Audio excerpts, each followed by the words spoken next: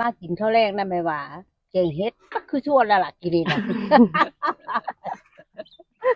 ลงฟึบอุ้ยจิมานหมอตัวนี้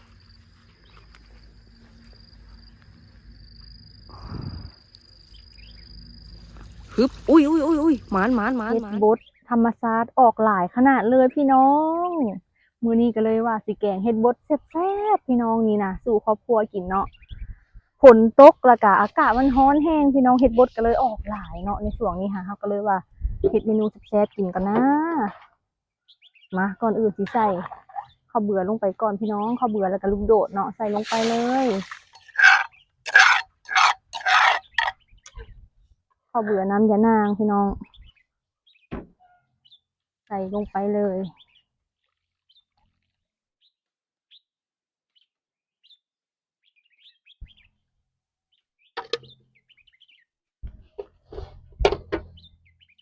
มื้อนี้เนาะพิเศษสิแกงแบบไทยๆเพราะว่าเราใส่หอมแดงแล้วก็ใส่ตะไคร้นำเด้อพี่น้องใส่ตะไคร้ลงไปแล้วก็ส้มผักติ้วพี่น้องนี่ผักติ้วอ่อนๆเลยนี่อ่อนๆแบบนี้เลยเดี๋ยวเราสิใส่ไม่ต้องหมดเนาะอ่อนนิดนึงแล้วก็เฮ็ดพี่น้องเราสิจิหน่อยนึงเพราะว่ามันใหญ่จิให้มันพอดีคำเนาะนี่ถ้าอ่อนๆเลยนี่เฮ็ดบด ก็ไปหาเด้อพี่น้องเฮ็ดบดไปหากระเสาซุกตอนนั้นเนาะเฮ็ดบดน่ะเพิ่นสิออกเต็มขอนเลยแม้ว่าอากาศร้อนอยู่แต่ว่าเฮ็ดมันออกหั้นนะพี่น้องนี่ขอนอยู่ในขอนก็สิเป็นแบบสีขาวๆแบบเต็มขอนแบบนี้เลยนี่พี่น้องสีขาวธรรมชาติเอาเฮ็ดบดลงไปเลยจ้าในเฮ็ดบดมันก็สิมีน้ำเนาะพี่น้องเพราะว่าเฮาล้างหลายน้ำก็สิอยู่ในตู้เฮ็ดเฮาก็บ่ต้องใส่น้ำหลายเด้อเวลาแกงพี่น้องเพราะว่าน้ำมันสิออกมาในเฮ็ดอีก นี่แล้วก็ปรุงใส่เกลือแป้งนัวปลาแดกพี่น้องระหว่างที่รอแกงเฮ็ดซุกเนาะพี่น้องเดี๋ยวสิพาไปยามตุ้มกบพี่น้องบางเถื่อได้แนวตื่มกินแรงเพราะว่ามีแต่แกงเฮ็ดมื้อนี้นะพาพี่น้องเดี๋ยวจะพาไป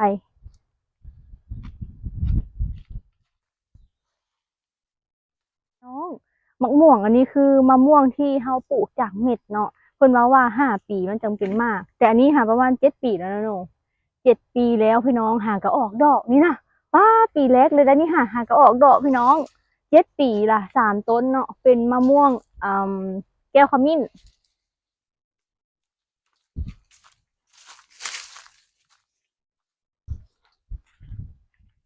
อุ้ยกบโดดละ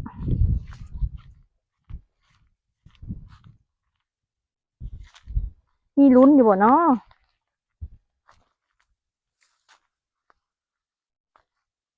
อุ้ยกบโดดอุ้ยมีแต่กุ้งพี่น้องเอาใส่หมองมันโดดนี่เนาะมาอันต่อไปจะเป็นยังไงอู้มีแต่กุ้งหมานแต่กุ้งเนาะมาเบิ่งตัวนี้มานี่อุ้ยโดดคาตาเลยเบิ่งดูตัวนี้อุ้ยมีแต่กุ้งพี่น้องกุ้งเต็มเบิ่งยังอีก3 อันเดี๋ยวสิพาไปเบิ่ง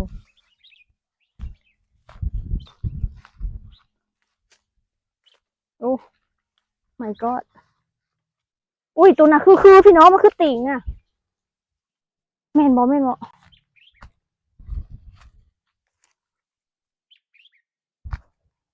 เดี๋ยวยามตัวนี้ก่อนโอ้ไม่มีตัวนี้คือหรือเปล่า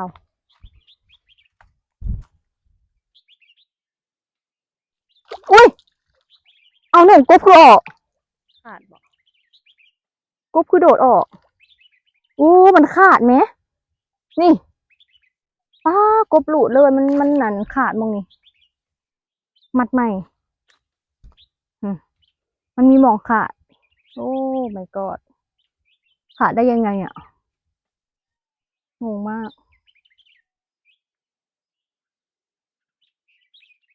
ยังอีกโอ้ย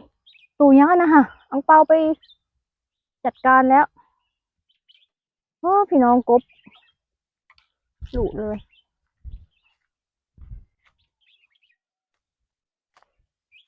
โน่นะก็แม่นบ่โอ้โอ้ยอันสุดท้ายเนาะเป็นยังไงนะโอ้ยมีบ่หมานพี่น้องเลยบ่ได้กบจักตัว ฟึบอุ้ยอู้ตัวใหญ่ตัวใหญ่ตัวใหญ่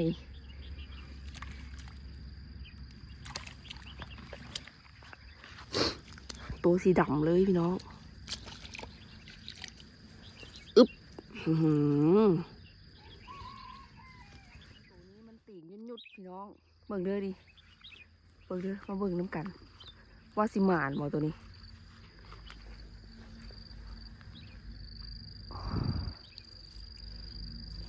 ฮึบอุ้ยอุ้ยอุ้ยอุ้ยหมานหมานหมานหมานหมานพี่น้องหมานหมานหมานอุ้ยอุ้ยอุ้ยอุ้ยตัวที่สองแล้วนี่อันนี้ตัวไล่ๆพี่น้องนี่เดี๋ยวจับกล้องก่อน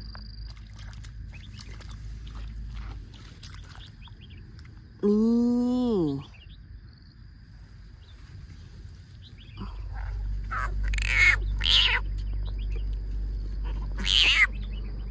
พี่น้องโอ้ตัวใหญ่ได้แล้วสองตัวปั้นเซาพี่น้องเลย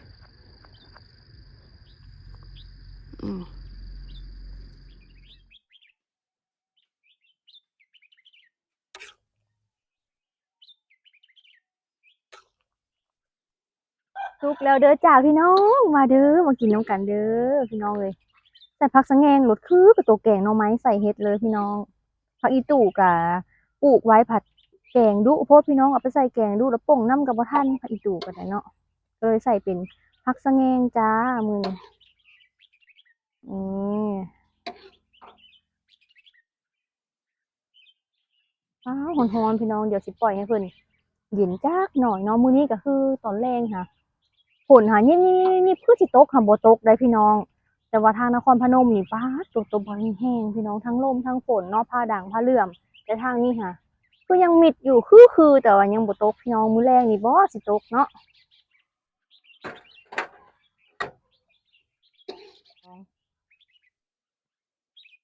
สบายดีเด้อพ่อแม่พี่น้อง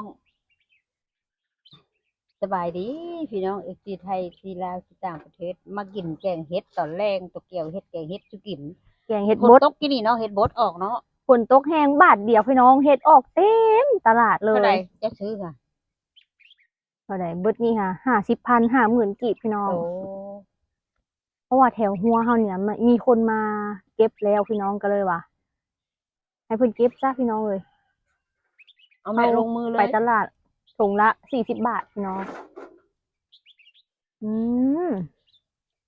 มาเด้อพี่น้อง มื้อนี้ เฮ็ดน้ำกัน มื้อนี้พี่เขยมาพี่น้องเพิ่นกำลังอาบน้ำเนาะเขาก็เลยจงไว้ให้เพิ่น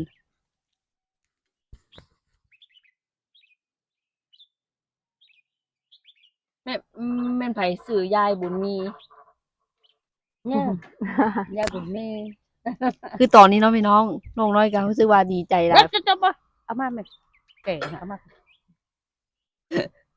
น้องน้อยก็รู้สึกดีใจหลายเนาะพี่น้องแบบว่าแผลของแม่นะมันกำลังสิคว้าออกเป็นชิ้นสุดท้ายแล้วพี่น้องเอ้ย ใกล้จะหายแล้วพี่ ใกล้ น้อง จะหายแล้ว ตอนนี้หายแล้วประมาณ 80%เป็นยายบุญมี ยายบุญมีตอนนี้เพิ่นชื่อยายบุญมีเนาะ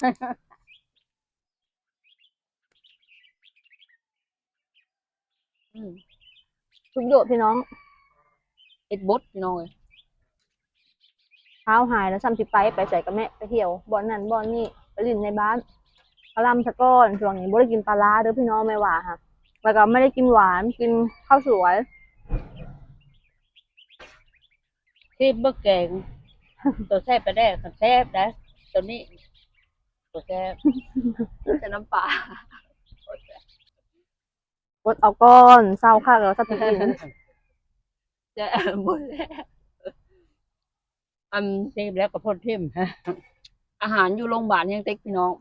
แม่พ่นนั้นเดี๋ยวนี้เลยก็ลูกเลยได้กินแทนแม่บ่กินนะแม่ และกินตอนเฮ็ดน่ะกินมามันบ่แซ่บไปเลยเฮ็ดธรรมชาติมีประโยชน์พี่น้องอืม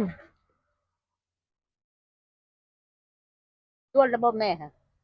ยังว่ะ เจ้าว่าส่วนระบบเอาดีนะลืมละ ส่วนแล้วก็ส่วนอีกแล้ว เด้อพี่น้องที่ไทยที่ลาวต่างประเทศ มากินข้าวแรงนั่นไม่ว่าแกงเฮ็ดก็คือส่วนละล่ะกินนี่นะ ลงก็ลงได้ไหมครับได้ขึ้นหลายเท่าลงบัดว่าบัดขึ้นลำความเก่าคือว่า เมื่อกี้เนี่ยพระดังนะแม่เนาะ อืม ป่าฝนสิตกไปจ้อย คือหูป่าเลยมันเล็กที่พันที่ออกมื้อนี้บ่ โอ้เอาเล็กนิดให้แม่เด้อไม่ได้ซื้อจะเพื่ออะไรล่ะกันเอาป้อง2,000 แม่บ่เอาแม่บ่ซื้อแล้วเล็กค่ะเจ้าอย่ามาเว้าน้ำแม่เรื่องเล็ก ซื้อไปก็เสียเงินละล่ะลูกเอ้ย บางคนอยากซื้อให้แม่แน่ เล็กอย่างก็แม่ เล็กดิน บอลเล็กอย่างก็ได้6 โตเล็กอย่างก็ เล็กตุ่ม ได้ทุก เล็กทุ่ม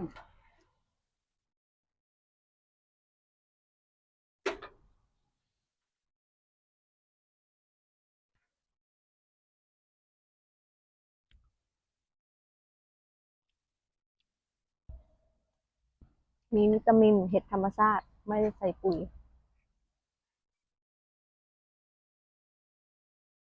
อยู่ทางรับซาวเขากินเขาหน้าแซงเลย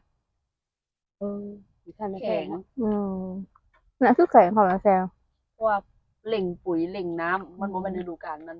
เพราะว่ามันผมว่าน้ำฝน บ่แซ่บคือเขาหน้าปีเนาะ น้ำถึกจะลุ่ม แซ่บปานใด น้ำถึกจะลุ่มบ่ถึกจะเทิง โมแมนถึงจะทั้งเทิงทั้งลุ่มบ่อนั้นไปไหนเขาดูดใส่ดิ บ่น้ำขึ้นมาทางลุ่มใช่บ่ได้ลงมาไหนถึง โอ้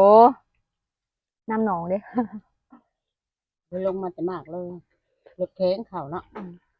ทางบ่ขาวแล้วก็ทางแข็ง สีคือข้าวห้าง เพิ่นคือบ่ซื้อเขาหน้าปีกินซะ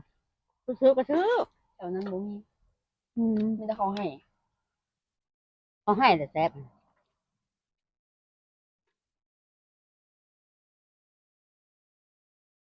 ปลาแดกพวกคุณหมีใส่ได้ทั้งตำแล้วก็ทั้งแกงพี่น้องแซ่บ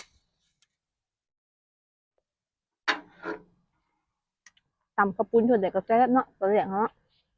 แกงก็แซ่บแซ่บ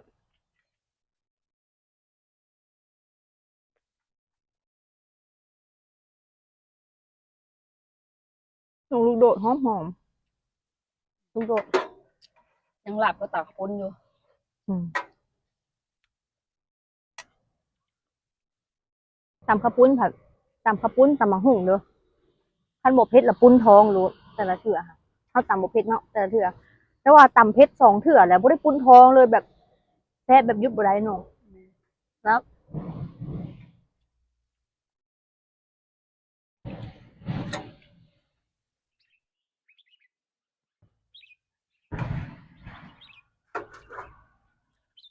พี่น้องเมื่อคืนนี่เนาะมีคนเข้ามาเพิ่นนั้นมาเอาไก่อังเปาเห่าแบบดุดันขนาดเลยเนาะเห่าแบบคือสิกัดเนาะแม่เนาะ ยานนะ กูสิโดดให้เป็นตาย้านก็หมู่เลยอังเปานะพี่น้องเห่าเก่งขนาดเลย โด ข ด นาด ใส่โดดใส่ หมาบ้านเห่าค่ะหมาบ้านนี่นะหมาพันธุ์พื้นบ้านนี่ยังบ่ซ้ำอังเปาอังเปาก็มาเห่าเป็นตาย้านแทบแบบผู้สิกัดนี่โดดใส่ตาย้านเนาะ เป็นมาแต่เดือกมันถือไม้ตลอดเลย ว่าแต่หมาไม่กัดแต่ว่าเบิ่งหมานะสิโดดใส่บ่กัดแล้วบ่กัดเจ้าของเนาะสมมุติว่าเฮาไปเฮือนคนอื่นนะพี่น้องเฮาก็ย้านคือกันคือแบบนี้เลย คือไม้ ไปเงื่อนไผก็ยาจักเป็นหยังเวลาหมาเห่าเจ้าของบ้านมักบ่วะหมาบ่กัดหมาบ่กัด แต่ว่ามันโดดใส่อยู่เลยล่ะ บ่เชื่ออะไรแม่เชื่อมาบ่เชื่อ บ่เชื่อคนเดียว ให้ถือไม้ พ่อแม่วายันหมา ใส่กระยามันต้องถือไม้แล้ว เพราะว่าเนาะได้บุญมีเสียว่าได้บุญมียันหมา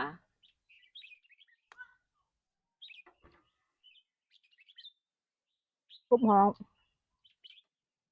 ผมหอมอ่ะ บ่พยายามบ่มี มันหูเหรอ ก็หูฝนที่ตกแล้วจ้ะ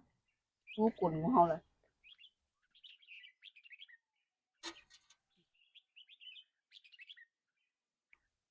พอดีแซ่บเนาะเผ็ดก็ได้แต่ลูกโดดเกือบเบิ้ลหน่อยหนึ่ง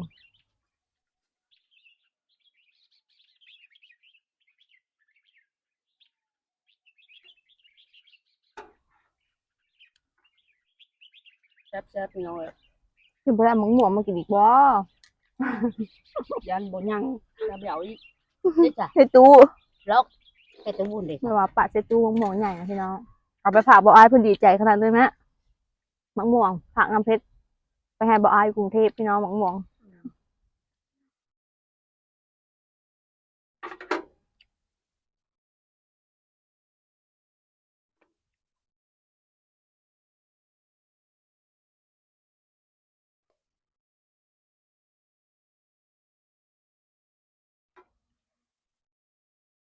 เสียงแบบอยู่ไทยเลยแล้วนี่ใส่อันหอมแดงใส่ตะไคร้หัวสิงไค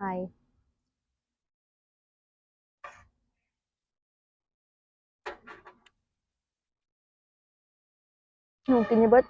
ยังเหลืออีกยัง2 หน่วยหนึงโอ้2 หน่วยเลย ตูดตายแท้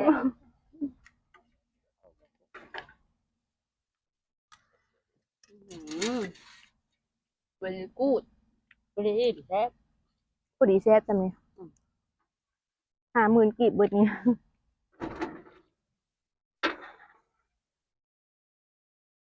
แซ่บๆเนาะ หมดแล้วตอนเฮ็ดยังจะพักติ้วจะมึงโดดค่ะกินแกงเฮ็ดอันนั้นเด้อป่ะนี้ค่ะเฮ็ดเพิ่ง อืม เฮ็ดเพิ่งที่เห็นอยู่อันคลองถมอยู่ไทยอะน้อง เดือน6 เดือน 7อย่าไปเอาอีกเนี่ยนะ เฮ็ดเพิ่งโขมมันนะ เป็นหวานอันนี้ โอ้เฮ็ดเพิ่งหวานมีอยู่ แต่ว่าบ่หลายหนูเนาะเฮ็ดเพิ่งอันนั้นแหละแซ่บค่ะ ก็คงต้มแล้วก็เย็นน้ำก็แซ่บดู เฮ็ดเพิ่งหวานเฮ็ดเพิ่งเหลืองค่ะ เอาทำไมพี่น้องมื้อนี้ก็ถือว่าแซ่บหลายเนาะกินข้าวยามแรงกินข้าวนอกบ้านพี่น้องเอ้ แม่ ยฝากพ่อแม่พี่น้อง FC บ่สุขุทุกคนเนาะกดไลค์กดแชร์กดติดตามและที่สำคัญบ่กดคำโฆษณาเพื่อเป็นกำลังใจให้ครอบครัวสาวลาวเซโนแฟมิลี่โดยให้มีกำลังใจให้คลิปต่อไปเด้อพี่น้อง สบายดี บ๊าย บ๊า บาย ยบาย